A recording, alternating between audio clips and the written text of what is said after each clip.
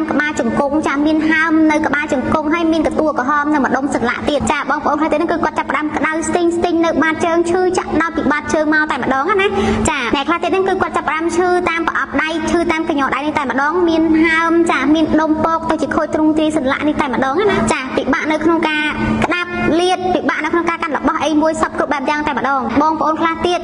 គាត់មានបញ្ហាគៀបសរសៃចាដែលឌីសឆ្អឹងកងខ្នងនេះគឺវាលៀនទៅប៉ះនឹងសរសៃពោះដែលនៅក្បែរឆ្អឹងកងខ្នងធ្វើឲ្យបងប្អូននឹងឈឺចុកចាប់ពីខាងក្នុងមកតែម្ដងអោនក៏ពិបាកក្រោកក៏ពិបាកអង្គុយក៏ពិបាក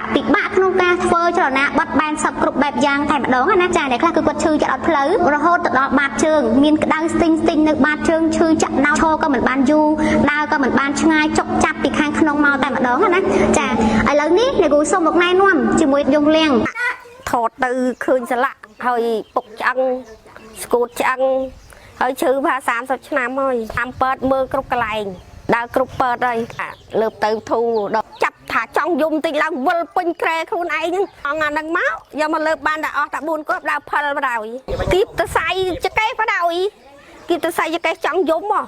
ហើយដល់ឥឡូវវាធូរស្រាកបដ ாய் ឈឺស្លាក់ដៃកែងដៃហើយនឹងកដៃហើយនឹងកលាក់ក្បាលជង្គង់ហើយនឹងកែងជើងខ្ញុំលាកស្លាក់ហើយនឹងជាតិអាស៊ីតខ្ញុំហូបរយៈពេល1អាទិត្យខ្ញុំដើរបានលែងឈឺចុកចាប់អីទាំងខ្ញុំឈឺអាជើងហ្នឹងណាខ្ញុំឈឺអានេះឲ្យពេទ្យគេថតឆ្អឹងកាខ្ញុំពេលដែលខ្ញុំឈឺនឹងខ្ញុំអត់មានបម្រើការងារធ្វើការងារអីបានទេតែឈឺស្ពួតស្យងហ្មងហើយយើងអត់ដែលបានដើរច្រើនទេដើរបាន3 4យ៉ាងហ៊ានដូចវាទន់ហ្មងណាបាទទន់ហ្មងពីតាគៀបមកជាងហ្នឹងទន់ដឹងថាធូរលែងមានបញ្ហាអីចាប់អីខ្លាំងណានោះគេយកសម្ដីតម្រៃគេយកភ្លុកណាអូនណាគ្រូថ្នាំនេះខ្ញុំធានា 100% ឈឺនឹងឈឺម៉ែនឹងឲ្យដល់យើងឡើងពីដេកចឹងឡើងទៅបត់ជើងអីដល់តោងនេះតោងជាងដើរបាក់វាឈឺយើងពេលយើងដេកចឹងឡើងពីដេកចឹង